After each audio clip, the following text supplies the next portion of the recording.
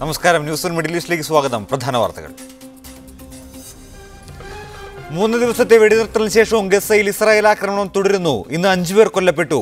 മൊത്തം മരണം 1898. കെയ്റോ സമാധാന ചർച്ചകളിൽ പുരോഗതിയില്ല. ഇറാഖിലെ ISIS കേന്ദ്രങ്ങൾക്ക് നേരെയുള്ള അമേരിക്കൻ വ്യോമാക്രമണം തുടരുന്നു. ഇറാഖിലെ അമേരിക്കൻ പൗരന്മാരെ സംരക്ഷിക്കാനാണ് ആക്രമണമെന്ന് ഒബാമ. മുസ്ലിം ബ്രദർഹുഡിന്റെ രാഷ്ട്രീയ പാർട്ടി ഫ്രീഡം ആൻഡ് ജസ്റ്റിസിനെ ഈജിപ്തിലെ കോടതി പിരിച്ചുവിട്ടു. ഹജ്ജിനെത്തുന്ന തീർത്ഥാടകരുടെ എണ്ണത്തിൽ ഈ വർഷവും നിയന്ത്രണം ഏർപ്പെടുത്തുമെന്ന് സൗദി ഹജ്ജ് മന്ത്രാലയം. 50% നിയന്ത്രണം മക്കയിൽ നടന്നുവരുന്ന പദ്ധതികളുടെ ഭാഗമായി. ആഭ്യന്തര ഹജ്ജ് തീർത്ഥാടകർക്ക് ഭക്ഷണം വിതരണം ചെയ്യാനുള്ള ഏകീകൃത കരാറിന് ഹജ്ജ് മന്ത്രാലയത്തിന് അംഗീകാരം. കുവൈത്തിൽ സന്ദർശക വിസയ്ക്ക് ഫീസ് ഏർപ്പെടുത്താനുള്ള നിർദ്ദേശത്തിന് മന്ത്രിസഭയുടെ അംഗീകാരം. ഫാമിലി വിസിറ്റ് വിസയ്ക്ക് അപേക്ഷിക്കാനുള്ള അടിസ്ഥാന ശമ്പളം 400 ദിനാർ ആക്കിയേക്കുമെന്ന് സൂചന. ബെനറ്റ് എബ്രഹാം വിവാദത്തിൽ CPIയിൽ വൻ അച്ചടക്ക നടപടി. C ദിവാകരനെയും P രാമചന്ദ്രൻ നായരെയും തരം താഴ്ത്തി. ജില്ലാ സെക്രട്ടറി സ്ഥാനത്ത് നിന്ന് വെഞ്ഞാറമൂട് ശശിയെ നീക്കി. സാമ്പത്തിക ക്രമക്കേടിന്റെ പേരിലല്ല നടപടിയെന്ന് വിശദീകരണം. ശശി പാർട്ടി വിട്ടു. വിശദമായ വാർത്തകളിലേക്ക്. 3 ദിവസത്തെ വെടിനിർത്തലിന് ശേഷവും ഗസയിലെ ഇസ്രായേൽ ആക്രമണം തുടരുന്നു. ഇന്ന് 5 പേർ കൂടി കൊല്ലപ്പെട്ടതോടെ മൊത്തം മരണസംഖ്യ 1898. കെയ്റോ കേന്ദ്രീകരിച്ച് വെടിനിർത്തൽ ചർച്ചകൾ നടക്കുന്നുണ്ടെങ്കിലും കാര്യമായ പുരോഗതിയൊന്നുമില്ല.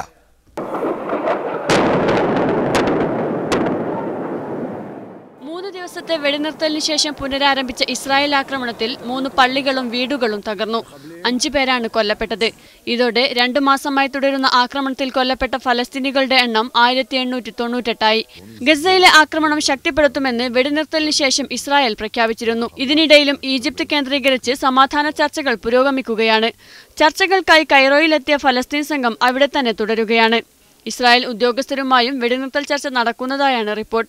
എന്നാൽ വെടിനിർത്തലുമായി ബന്ധപ്പെട്ട മുൻ നിലപാടുകളിൽ നിന്ന് പിന്നോക്കം പോവാൻ ഇരുവിഭാഗവും തയ്യാറായിട്ടില്ല. ഗസക്കുമേലുള്ള ഉപരോധം പിൻവലിക്കുകയും തുറമുഖവും വിമാനത്താവളവും തുറക്കുകയും ചെയ്യാതെ വെടിനിർത്തലിനില്ലെന്ന് ഹമാസ് ആവർത്തിച്ചു. ഹമാസിനെ തകർക്കും വരെ ആക്രമണം ശക്തമാക്കുമെന്ന് ഇസ്രായേലും അറിയിച്ചു. അതിനിടെ ഇസ്രായേൽ ആക്രമണത്തിനെതിരെ ലോകത്തിന്റെ വിവിധ ഭാഗങ്ങളിൽ പ്രതിഷേധം നടന്നു. കൊല്ലപ്പെട്ടവരുടെ സംസ്കാര ചടങ്ങുകൾക്ക് ശേഷം വെസ്റ്റ് ബാങ്കിൽ നടന്ന പ്രതിഷേധ പ്രകടനത്തിനിടെ ഫലസ്തീനികളും ഇസ്രായേൽ പട്ടാളക്കാരും തമ്മിൽ സംഘർഷമുണ്ടായി.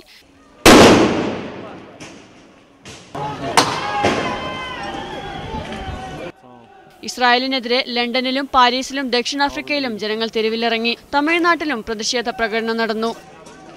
News desk media one. ഇറാഖിൽ വിമത കേന്ദ്രങ്ങളെ ലക്ഷ്യം വെച്ചുള്ള അമേരിക്കൻ വ്യോമാക്രമണം തുടരുന്നു. ഇറാഖ് പ്രതിസന്ധി പരിഹരിക്കുന്നതിന് അമേരിക്കയുടെ നേതൃത്വത്തിൽ സൈനിക നീക്കം നടത്തില്ലെന്ന് ഒബാമ പറഞ്ഞു. എന്നാൽ ആക്രമണം എപ്പോൾ അവസാനിക്കുമെന്ന് പറയാനാകില്ലെന്നും ഇറാഖിലെ US പൗരന്മാരെ സംരക്ഷിക്കുന്നതിനാണ് നടപടിയെന്നും ഒബാമ പറഞ്ഞു. അമേരിക്കയ്ക്ക് പിന്തുണയുമായി ഓസ്ട്രേലിയ രംഗത്തെത്തി. ഇറാഖിലെ US നടപടിയെ ന്യായീകരിച്ച് നടത്തിയ വാർത്താ സമ്മേളനത്തിലാണ് ഇറാഖിലെ പ്രതിസന്ധി പരിഹരിക്കാൻ സൈന്യത്തെ അയക്കില്ലെന്ന് ഒബാമ അറിയിച്ചത്. ഇറാഖിലെ US പൗരന്മാരുടെയും എംബസിയുടെയും സുരക്ഷ ഉറപ്പുവരുത്തുന്നതിനു വേണ്ടിയാണ് അമേരിക്കയുടെ ഇപ്പോഴത്തെ നടപടി. എന്നാൽ വിമത കേന്ദ്രങ്ങളെ ലക്ഷ്യം വെച്ചുള്ള വ്യോമാക്രമണങ്ങൾ എപ്പോഴവസാനിക്കുമെന്ന് പ്രവചിക്കാനാവില്ലെന്നും ഒബാമ പറഞ്ഞു. We have Americans serving across Iraq, including our embassy in Baghdad, and we will do whatever is needed to protect our people. വടക്കൻ ഇറാഖിലെ ഇർബിനിൽ 3 തവണയാണ് US സൈന്യം വ്യോമാക്രമണം നടത്തിയത്. വ്യോമാക്രമണത്തിന് പിന്നാലെ ISIS വിമതർ പിടിച്ചെടുത്ത നഗരങ്ങൾ തിരിച്ചുപിടിക്കാനുള്ള ശ്രമത്തിലാണ് ഇറാഖ് സൈന്യം. വിമത സൈന്യത്തിന്റെ ശക്തി കുറയ്ക്കുക മാത്രമാണ് അമേരിക്കൻ വ്യോമാക്രമണത്തിന്റെ ലക്ഷ്യമെന്നും ഇറാഖ് സൈന്യത്തിന്റെ കരയാക്രമണത്തിലൂടെ മാത്രമേ പൂർണ്ണ വിജയം സാധ്യമാവൂ എന്നും ഇറാഖ് വിദേശകാര്യമന്ത്രി മഹ്മൂദ് അൽ-സിബാരി പറഞ്ഞു. അതിനിടെ അമേരിക്കയുടെ വ്യോമാക്രമണങ്ങളെ പിന്തുണച്ച് ഓസ്ട്രേലിയയും രംഗത്തെത്തി. ഇറാഖിൽ അമേരിക്കയുടെ മാനുഷിക പ്രവർത്തനങ്ങളിൽ ഉടൻ പങ്കാളിയാവുമെന്നും ആവശ്യമെങ്കിൽ സൈന്യത്തെ അയക്കാൻ തയ്യാറാണെന്നും ഓസ്ട്രേലിയൻ പ്രധാനമന്ത്രി ടോണി അബോട്ട് പറഞ്ഞു. നേരത്തെ ബ്രിട്ടനും അമേരിക്കയ്ക്ക് പിന്തുണ പ്രഖ്യാപിച്ചിരുന്നു. News desk media one. Qatar airways ഇറാഖിലേക്കുള്ള സർവീസുകൾ താൽക്കാലികമായി റദ്ദു ചെയ്തു. ബാഗ്ദാദിലേക്കും സുലൈമാനിയിലേക്കുമുള്ള സർവീസുകളാണ് നിർത്തിവെച്ചത്. ഇതിനു പുറമെ ഇറാഖിന്റെ വ്യോമാതിർത്തിയിലുള്ള സർവീസുകളും ഖത്തർ എയർവേസ് വഴിതിരിച്ചുവിട്ടു. സംഘർഷം നിലനിൽക്കുന്ന മേഖലയിൽ നിന്ന് പല അന്താരാഷ്ട്ര എയർലൈനുകളും പിൻവാങ്ങിയതിന് പിന്നാലെയാണ് ഖത്തർ എയർവേസും റൂട്ട് മാറ്റിയത്. മുസ്ലിം ബ്രദർഹുഡിന്റെ രാഷ്ട്രീയ പാർട്ടിയായ ഫ്രീഡം ആൻഡ് ജസ്റ്റിസിനെ പിരിച്ചുവിട്ടു. ഈജിപ്തിലെ കോടതിയാണ് ഫ്രീഡം ആൻഡ് ജസ്റ്റിസിനെ പിരിച്ചുവിട്ട് ഉത്തരവിട്ടത്. രാഷ്ട്രീയ പാർട്ടികളുമായി ബന്ധപ്പെട്ട നിയമം ലംഘിച്ചുവെന്ന് ആരോപിച്ചാണ് നടപടി. മുസ്ലിം ബ്രദർഹുഡും രാഷ്ട്രീയ പാർട്ടിയും തമ്മിൽ മാറ്റമൊന്നുമില്ലെന്ന് വിധി പ്രസ്താവിച്ചുകൊണ്ട് കോടതി പറഞ്ഞു. പാർട്ടി അംഗങ്ങൾ രാഷ്ട്രത്തിനെതിരെ ആക്രമണങ്ങളും ഭീകരപ്രവർത്തനങ്ങളും അഴിച്ചുവിടുകയാണെന്നും കോടതി ഉത്തരവിൽ പറയുന്നു. എന്നാൽ ഉത്തരവ് ഭരണഘടനാ വിരുദ്ധവും രാഷ്ട്രീയ പ്രേരിതവുമാണെന്ന് ഫ്രീഡം ആൻഡ് ജസ്റ്റിസ് പാർട്ടിയുടെ അഭിഭാഷകൻ ആരോപിച്ചു. സൗദിയിൽ നിന്ന് ഹജ്ജിനെത്തുന്ന തീർത്ഥാടകരുടെ എണ്ണത്തിൽ ഈ വർഷവും നിയന്ത്രണം ഏർപ്പെടുത്തുമെന്ന് ഹജ്ജ് മന്ത്രാലയം ആവർത്തിച്ചു. 50% നിയന്ത്രണം ഈ വർഷവും തുടരും. മക്കയിൽ നടന്നുവരുന്ന പദ്ധതികളുടെ ഭാഗമായുള്ള നിയന്ത്രണം അടുത്ത വർഷങ്ങളിലും തുടരാനാണ് സാധ്യത. നിലവിലെ വികസന പ്രവർത്തനങ്ങൾ അവസാനിക്കുന്നതോടെ 28 ലക്ഷം പേരെ ഉൾക്കൊള്ളാൻ ഹറമിന് സാധിക്കും. 40 ലക്ഷം തീർത്ഥാടകരെ ഉൾക്കൊള്ളുന്ന വികസന പ്രവർത്തനങ്ങൾ 2040 പൂർത്തിയാകും.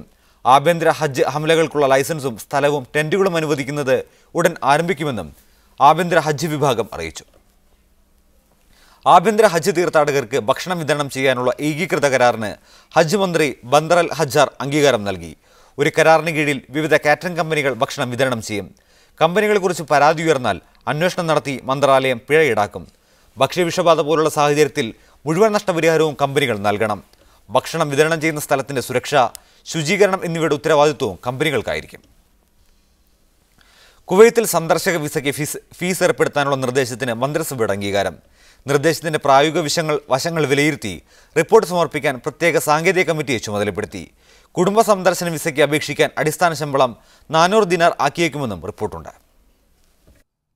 നിലവിൽ ഈടാക്കുന്ന 3 ദിനാർ സ്റ്റാമ്പ് ഫീസിന് പകരം സന്ദർശന വിസ അനുവദിക്കാൻ 100 ദിനാർ ഫീസ് നിർബന്ധമാക്കണമെന്നതായിരുന്നു നിർദ്ദേശം. വിസ അപേക്ഷകന്റെ യോഗ്യതയായ മിനിമം വേതനം 200 എന്നത് 400 ആക്കി നിശ്ചയിക്കണമെന്നും നിർദ്ദേശമുണ്ടായിരുന്നു. പൊതുകുടിയേറ്റ വിഭാഗം മേധാവി തലാൽ അൽ മാറഫിയുടെ നേതൃത്വത്തിലുള്ള സമിതിയായിരുന്നു ഇത്തരമൊരു നിർദ്ദേശം മുന്നോട്ട് വെച്ചത്. നിർദ്ദേശം അംഗീകരിച്ച ആഭ്യന്തര മന്ത്രാലയം ഇതിന്റെ പ്രയോഗവൽക്കരണത്തിന് ടെക്നിക്കൽ കമ്മിറ്റിയെ നിയോഗിച്ചു. General immigration director Talal al മാറഫിയുടെ നേതൃത്വത്തിലുള്ള കമ്മിറ്റി ഉടൻ റിപ്പോർട്ട് സമർപ്പിക്കും. അതിനുശേഷമായിരിക്കും ഇത് സംബന്ധിച്ച ഔദ്യോഗിക പ്രഖ്യാപനമുണ്ടാകുക. അതിനിടെ ഗാർഹിക ജോലിക്കാർക്ക് സ്വന്തം സ്പോൺസറുടെ അല്ലെങ്കിൽ സ്പോൺസർ ചെയ്യുന്ന വ്യക്തിയുടെ അടുത്ത ബന്ധുക്കളുടെ പേരിലുള്ള സ്ഥാപനങ്ങളിലേക്ക് വിസ മാറുന്നതിനുള്ള അനുമതി ഈ മാസം 17 മുതൽ പ്രാബല്യത്തിൽ വരുമെന്ന് മാനവ വിഭവശേഷി വകുപ്പ് മേധാവി ജമാൽ അൽ ദൂസരി അറിയിച്ചു. പ്രത്യേക ഇളവ് 3 മാസക്കാലം നീണ്ടു നിൽക്കുമെന്നും അദ്ദേഹം കൂട്ടിച്ചേർത്തു. Media 1 Kuwait city. ഖത്തറിൽ സ്പോൺസർമാരിൽ നിന്ന് ഒളിച്ചോടുന്ന തൊഴിലാളികളെക്കുറിച്ചുള്ള പരാതികൾ ഇനി മുതൽ ഓൺലൈൻ വഴി നൽകാൻ സംവിധാനമായി. ആഭ്യന്തര മന്ത്രാലയത്തിന് കീഴിലെ മെട്രാസ് 2 സ്മാർട്ട് ആപ്ലിക്കേഷൻ മുഖാനെയാണ് പരാതി നൽകേണ്ടത്. വീടുകളിൽ നിന്നും തൊഴിലിടങ്ങളിൽ നിന്നും ഒളിച്ചോടുന്നവരെക്കുറിച്ചുള്ള പരാതി ലഭിച്ച ഉടൻ തന്നെ സെർച്ച് ആൻഡ് ഫോളോ അപ്പ് വിഭാഗത്തിന് കൈമാറും. ഇവരുടെ പാസ്പോർട്ടുകൾ 48 മണിക്കൂറിനകം മന്ത്രാലയത്തിൽ എത്തിക്കാവുന്നതാണ്. എബോള വൈറസ് ആരോഗ്യമേഖലയ്ക്ക് ഭീഷണി സൃഷ്ടിക്കുന്ന സാഹചര്യത്തിൽ രോഗത്തിന്റെ ഗൗരവത്തെയും പ്രതിരോധ മുൻകരുതലുകളെയും കുറിച്ച് ചർച്ച ചെയ്യാൻ ഗൾഫ് രാജ്യങ്ങളിലെ ആരോഗ്യ പ്രതിരോധ പ്രതിനിധികളുടെ യോഗം ബുധനാഴ്ച റിയാദിൽ ചേരും. GCC രാജ്യങ്ങൾക്ക് പുറമെ അന്താരാഷ്ട്ര തലത്തിലുള്ള രോഗപ്രതിരോധ വിദഗ്ധരും ആരോഗ്യ മാനദണ്ഡ ഉപദേശകരും യോഗത്തിൽ സംബന്ധിക്കും. രോഗബാധ കണ്ടെത്തുന്ന വേളയിലും സംശയകരമായ സാഹചര്യത്തിലും കരുതേണ്ട മുൻകരുതലുകളെക്കുറിച്ച് യോഗം ചർച്ച ചെയ്ത് തീരുമാനിക്കുമെന്ന് GCC ആരോഗ്യ മന്ത്രാലയ സഭ എക്സിക്യൂട്ടീവ് ഓഫീസ് മേധാവി ഡോക്ടർ തൗഫീഖ് ബിൻ അഹമ്മദ് കോച്ച പറഞ്ഞു. രോഗബാധയുള്ള രാജ്യങ്ങളിലേക്ക് യാത്ര ചെയ്യുന്നത് വിലക്കുക, ജോലി, സന്ദർശനം, തീർത്ഥാടനം എന്നിവക്ക് രോഗബാധിത രാജ്യങ്ങളിൽ നിന്ന് ജനങ്ങൾ വരുന്നത് വിലക്കുക എന്നിവയും യോഗത്തിൽ ചർച്ച ചെയ്യും. GCC രാജ്യങ്ങൾ അംഗീകരിച്ച ആരോഗ്യ മാനദണ്ഡങ്ങൾ യോഗ തീരുമാനമായി പ്രഖ്യാപിക്കാനും സാധ്യതയുണ്ട്. അതേസമയം ജിദ്ദയിൽ രണ്ടാമതൊരാൾക്കു കൂടി വൈറസ് ബാധിച്ചെന്ന തരത്തിലുള്ള പ്രചരണം തെറ്റാണെന്ന് സൗദി ആരോഗ്യ മന്ത്രാലയം വ്യക്തമാക്കി. കിംവദന്തികൾ പ്രചരിപ്പിക്കരുതെന്നും കൃത്യമായ വിവരങ്ങൾ മന്ത്രാലയം പുറത്തുവിടുന്നുണ്ടെന്നും മന്ത്രാലയം വാർത്താക്കുറിപ്പിൽ അറിയിച്ചു. ലോകാരോഗ്യ സംഘടനയുടെ നിർദ്ദേശപ്രകാരവും രോഗപ്രതിരോധ മാനദണ്ഡങ്ങൾ പാലിച്ചുമുള്ള മുൻകരുതലുകൾ സൗദി ആരോഗ്യ മന്ത്രാലയം സ്വീകരിച്ചിട്ടുണ്ടെന്നും അതിനാൽ രാജ്യത്തെ സ്വദേശികളും വിദേശികളുമായ ജനങ്ങൾ ആശങ്കപ്പെടേണ്ടതില്ലെന്നും സൗദി ആരോഗ്യ മന്ത്രാലയത്തിന്റെ ചുമതല വഹിക്കുന്ന തൊഴിൽ മന്ത്രി എഞ്ചിനീയർ ആദിൽ ഫക്കീഹ് പറഞ്ഞു. എബോള ബാധിത രാജ്യങ്ങളിൽ നിന്ന് ഈ വർഷത്തെ ഹജ്ജിന് തീർത്ഥാടകർ എത്തുന്നതിന് സൗദി അറേബ്യ ഇതിനകം വിലക്കേർപ്പെടുത്തിയിട്ടുണ്ട്. കഴിഞ്ഞ റമദാൻ അവസാനം വരെ പുണ്യനഗരങ്ങളിൽ വന്നുപോയ ഉംറ തീർത്ഥാടകരുടെ ആരോഗ്യാവസ്ഥ തൃപ്തികരമാണെന്നും സൗദി ആരോഗ്യ മന്ത്രാലയം വ്യക്തമാക്കി. അസർപുള്ളിയിൽ മീഡിയ 1 റിയാദ്. മധ്യ ആഫ്രിക്കയിൽ എബോള വൈറസ് പടരുന്ന സാഹചര്യത്തിൽ ലൈബീരിയ, സിയറ ലിയോൺ, നൈജീരിയ തുടങ്ങിയ രാജ്യങ്ങളിലേക്ക് പുതിയ തൊഴിൽ വിസ അനുവദിക്കുന്നത് നിർത്തിവെക്കാൻ കുവൈത്ത് തീരുമാനിച്ചു. ഇത് സംബന്ധിച്ച് ആരോഗ്യ മന്ത്രാലയം സമർപ്പിച്ച നിർദ്ദേശം ആഭ്യന്തര മന്ത്രാലയം അംഗീകരിച്ചു. വിസ നിരോധം താൽക്കാലികമാണെന്നും കുവൈത്തിൽ രോഗം പടരാതിരിക്കാനാണ് നടപടിയെന്നും ആരോഗ്യ മന്ത്രാലയം വ്യക്തമാക്കി. എബോള വൈറസ് ബാധ സ്ഥിരീകരിച്ച രാജ്യങ്ങളിലേക്ക് കുവൈറ്റ് സ്വദേശികൾ യാത്ര ചെയ്യരുതെന്നും നിർദ്ദേശമുണ്ട്. രാജ്യത്ത് ഇതുവരെ രോഗബാധ റിപ്പോർട്ട് ചെയ്യപ്പെട്ടിട്ടില്ലെന്നും മുൻകരുതൽ നടപടികൾ ശക്തമാക്കുകയാണെന്നും അധികൃതർ അറിയിച്ചു. കുവൈത്തിൽ ഫിലിപ്പൈൻസുകാരി കൊല്ലപ്പെട്ടതുമായി ബന്ധപ്പെട്ട് ജയിലിൽ കഴിയുന്ന മലയാളികളുടെ മോചനത്തിനായി സംസ്ഥാന സർക്കാർ ഇടപെടണമെന്ന് ബന്ധുക്കൾ. പുതുപ്പാടി സ്വദേശികളായ അജിത് അഗസ്റ്റിൻ, ടിജോ തോമസ്, ബാലുശ്ശേരി സ്വദേശി തൊഫായിൽ എന്നിവരാണ് 5 മാസമായി ജയിലിൽ കഴിയുന്നത്. നിരപരാധികളായ ഇവർ ജയിലിലായതോടെ ജീവിതം വഴിമുട്ടിയെന്നും ബന്ധുക്കൾ കോഴിക്കോട് വാർത്താസമ്മേളനത്തിൽ പറഞ്ഞു. ഇക്കഴിഞ്ഞ ഫെബ്രുവരി 13-നാണ് ഫിലിപ്പൈൻസുകാരുടെ മരണവുമായി ബന്ധപ്പെട്ട് അജിത് അഗസ്റ്റിനെയും ടിജോ തോമസിനെയും തുഫൈലിനെയും കുവൈറ്റ് പോലീസ് അറസ്റ്റ് ചെയ്തത്. ഫിലിപ്പൈൻസുകാരി മരിച്ച ദിവസം ഇവർ അവരുടെ വീട്ടിൽ പോയിരുന്നതാണ് ഇവർക്കെതിരെ ചൂണ്ടിക്കാട്ടുന്ന തെളിവ്. കൊല്ലപ്പെട്ട സ്ത്രീ പണം പലിശ കൊടുക്കുമായിരുന്നെന്നും പാൻ കാർഡ് തിരിച്ചു വാങ്ങാനാണ് അവരുടെ വീട്ടിൽ പോയതെന്നുമാണ് ബന്ധുക്കൾ പറയുന്നത്. അറസ്റ്റിലായവർ നിരപരാധികളാണെന്നും കേസ് നടത്താനുള്ള പണത്തിനായി ബുദ്ധിമുട്ടുകയാണെന്നും ബന്ധുക്കൾ പറയുന്നു. നിയമ നടപടിക്കായി വീടും സ്ഥലവും വിറ്റാണ് വക്കീലിന് 6 ലക്ഷം രൂപ നൽകിയതെന്ന് അജിത്തിന്റെ ഭാര്യ ജിൻഷ പറഞ്ഞു. ഇപ്പം അവരെ രക്ഷിക്കാൻ വേണ്ടിയിട്ട് ഞങ്ങളുടെ സ്ഥലവും വീടും എല്ലാം വിറ്റ് ഞങ്ങൾ അവർക്ക് കേസ് നടത്താൻ വേണ്ടി കൊടുത്തിട്ടുണ്ട്. പക്ഷെ അതൊന്നും ഞങ്ങൾക്ക് തികയൊന്നുമില്ല. അവരെപ്പറ്റി ഞങ്ങൾക്കൊരു വിവരം അറിയാനും കഴിയുന്നില്ല. എനിക്കാണേലും ഞാൻ ക്യാൻസർ പേഷ്യൻ്റാണ്. ഞാൻ മരിച്ചു പോയാൽ തന്നെ എൻ്റെ മക്കൾക്ക് നാളേക്ക് ആരും ഇല്ലാത്തൊരവസ്ഥയല്ല ഇപ്പോൾ. സംസ്ഥാന സർക്കാരിന്റെയും എംബസിയുടെയും ഇടപെടൽ ഉണ്ടെങ്കിൽ മാത്രമേ മോചനം സാധ്യമാകൂ എന്നും ബന്ധുക്കൾ പറയുന്നു. മീഡിയ 1 കോഴിക്കോട്. അന്താരാഷ്ട്ര മാനദണ്ഡങ്ങളും നിയമങ്ങളും പാലിച്ചുകൊണ്ടാണ് രാജ്യത്തെ ചാരിറ്റി കമ്മിറ്റികൾ പ്രവർത്തിക്കുന്നതെന്ന് കുവൈത്തിലെ ജീവകാരുണ്യ സംഘടനകൾ അറിയിച്ചു. ദുരിതാശ്വാസ പ്രവർത്തനങ്ങൾ തടസ്സപ്പെടുത്താത്ത രീതിയിലുള്ള നിയന്ത്രണങ്ങൾ സ്വാഗതം ചെയ്യുന്നതായും സംഘടനാ മേധാവികൾ അറിയിച്ചു. സിറിയയിലും ഇറാഖിലും പ്രവർത്തിക്കുന്ന തീവ്രവാദ സംഘടനകൾക്ക് കുവൈത്തിലെ ജീവകാരുണ്യ സംഘടനകൾ വഴി പണം ലഭിക്കുന്നതായി വിവരം ലഭിച്ചതിനെ തുടർന്ന് സർക്കാർ സന്നദ്ധ സംഘടനകളുടെ പ്രവർത്തനങ്ങൾ നിരീക്ഷിക്കാൻ തീരുമാനിച്ചിരുന്നു. ഈ പശ്ചാത്തലത്തിലാണ് രാജ്യത്തെ പ്രമുഖ ജീവകാരുണ്യ സംഘടനാ നേതാക്കൾ പ്രസ്താവന ഇറക്കിയത്. ജമിയത്ത് അൽ നൂരി അൽ ഖൈരിയ, ജമിയത്തുൽ ഇസ്ലാഹ്, ജമിയത്ത് നജാത്ത് അൽ ഖൈരിയ തുടങ്ങിയ സംഘടനകളുടെ മേധാവികളാണ് ഇക്കാര്യത്തിൽ അഭിപ്രായ പ്രകടനം നടത്തിയത്.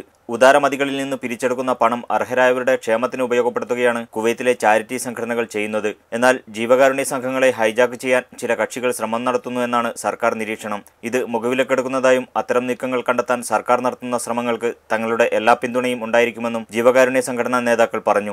ദുരിതാശ്വാസ സംരംഭങ്ങൾ തടസ്സപ്പെടാതെയുള്ള നിയന്ത്രണങ്ങളും നിരീക്ഷണങ്ങളും നല്ലതാണെന്നും കൂടുതൽ സുതാര്യത ഉറപ്പുവരുത്താൻ അത് സഹായകമാകുമെന്നും നേതാക്കൾ കൂട്ടിച്ചേർത്തു. സിറിയയിലെയും ഇറാഖിലെയും തീവ്രവാദ ഗ്രൂപ്പുകൾക്ക് വേണ്ടി പണപ്പിരിവ് നടത്തുന്നു എന്നാരോപിച്ച് 3 കുവൈത്തി ആക്ടിവിസ്റ്റുകളുടെ അക്കൗണ്ടുകൾ അമേരിക്കൻ ട്രഷറി കഴിഞ്ഞ ദിവസം മരവിപ്പിച്ചിരുന്നു. Media 1 Kuwait city. News middle east തുടരുന്നു. ഇസ്രായേൽ ആക്രമണത്തിന് വിധേയരായ ഗസയിലെ ജനങ്ങൾക്ക് ഖത്തറിൽ നിന്ന് വീണ്ടും ധനസഹായം. ഖത്തറിലെ വിവിധ സ്ഥാപനങ്ങൾ ഗസയ്ക്ക് സംഭാവനയായി നൽകിയത് 5.7 കോടി റിയാലാണ്. രാജ്യത്തെ പ്രമുഖ സ്ഥാപനങ്ങൾ എല്ലാം ഗസ ദുരിതാശ്വാസ നിധിയിൽ പങ്കാളികളായിട്ടുണ്ട്. വിവിധ ചാരിറ്റി സംഘടനകൾക്ക് പുറമെ രാജ്യത്തെ പ്രമുഖ സ്ഥാപനങ്ങൾ ഓരോന്നും ഗസ സഹായ നിധിയിലേക്ക് സംഭാവനയായി നൽകിയത് മില്യണുകളാണ്. ഖത്തർ പെട്രോളിയം മാത്രം 10 ദശലക്ഷം റിയാൽ സംഭാവന നൽകി. ഖത്തർ ഇസ്ലാമിക് ബാങ്കും റയ്യാൻ ബാങ്കും 3 മില്യൺ റിയാൽ വീതം നൽകിയപ്പോൾ മറ്റു പ്രമുഖ ബാങ്കുകളായ international Islamic bank, Doha bank, Al Ahli bank, Khaleej bank എന്നിവ 2 മില്യൺ റിയാൽ വീതമാണ് നൽകിയത്. ഇതിനു പുറമെ ഖത്തറിലെ പ്രമുഖ ബിസിനസ് ഗ്രൂപ്പായ അൽഫർദാൻ ഗ്രൂപ്പും 1 മില്യൺ റിയാൽ സംഭാവന നൽകി. ഗസയിലെ ജനങ്ങളോടുള്ള ഐക്യദാർഢ്യത്തിന്റെ ഭാഗമായി പെരുന്നാൾ ആഘോഷങ്ങൾ വരെ വെട്ടിക്കുറച്ച ഖത്തറിൽ ഇന്നലെ നടന്ന സാംസ്കാരിക പരിപാടിയും ഗസയ്ക്ക് വേണ്ടിയായിരുന്നു. ഖത്താറ സാംസ്കാരിക കേന്ദ്രവും റെഡ് ക്രസന്റ് സൊസൈറ്റിയും സംയുക്തമായാണ് പരിപാടി സംഘടിപ്പിച്ചത്. വെറും 3 മണിക്കൂറിനകം 50 ദശലക്ഷം റിയാലിലധികം പിരിഞ്ഞുകിട്ടി. പേര് വെളിപ്പെടുത്താനാവാത്ത ഒരു സ്വദേശി പൗരൻ ആദ്യം 10 ദശലക്ഷം റിയാൽ സംഭാവന നൽകി. പിന്നീട് 5 മില്യണും 3 മില്യണുമായി പല വ്യക്തികളും സഹായധനം നൽകുകയായിരുന്നു. Mujibur Rahman, media 1 Doha. ഇസ്രായേലിന്റെ ക്രൂരതകളിൽ പിടഞ്ഞമരുന്ന ഫലസ്തീൻ ജനതയ്ക്ക് ഐക്യദാർഢ്യമർപ്പിച്ച് ദമാമിലെ കലാകാരന്മാർ ഒരേ വേദിയിൽ അണിനിരുന്നത് വ്യത്യസ്ത അനുഭവമായി. യൂത്തിന്റെ ദമാം ഘടകമാണ് കഥയും കവിതയും വർത്തമാനവും എന്ന വ്യത്യസ്തമായ പരിപാടി ഒരുക്കിയത്. നീതീകരിക്കാനാവാത്ത കടന്നുകയറ്റത്തിനെതിരെ സ്വാതന്ത്ര്യത്തിന്റെ ജീവവായു തേടി ഒരു ജനത നടത്തുന്ന പോരാട്ടത്തിനും ജീവിതത്തിന്റെ മധുരം നുകരും മുമ്പ് ചിതറിയൊടുങ്ങേണ്ടി വരുന്ന ഫലസ്തീൻ കുഞ്ഞുങ്ങൾക്കും പ്രതീകാത്മകമായി പിന്തുണ അർപ്പിക്കാനാണ് യൂത്ത് ഇന്ത്യ കലാകാരന്മാരുടെ കൂട്ടായ്മ സംഘടിപ്പിച്ചത്. കിഴക്കൻ പ്രവിശ്യയിലെ 15ഓളം പ്രമുഖ ചിത്രകാരന്മാർ ഗസയിലെ കാഴ്ചകളെ ക്യാൻവാസിൽ വരച്ചിട്ടു. ചിത്രകാരി ഷീല രമേശ് ചിത്രകാരന്മാരുടെ സംഗമം ഉദ്ഘാടനം ചെയ്തു. ഇതിൽ ഞാനും പങ്കെടുത്തു. എവിടെ യുദ്ധമുണ്ടായാലും കൂട്ടക്കൊലയുണ്ടായാലും അതിൻ്റെ എല്ലാം തിക്തഫലം കൂടുതൽ അനുഭവിക്കേണ്ടി വരിക സ്ത്രീകളും കുഞ്ഞുങ്ങളുമാണ്. സമൂഹത്തിലെ ഇത്തരം തിന്മകൾക്കെതിരെ ഞങ്ങൾ കലാകാരന്മാർ സാധാരണ പ്രതികരിക്കാറുള്ളത് അവരവരുടെ സൃഷ്ടികളിലൂടെയാണ്.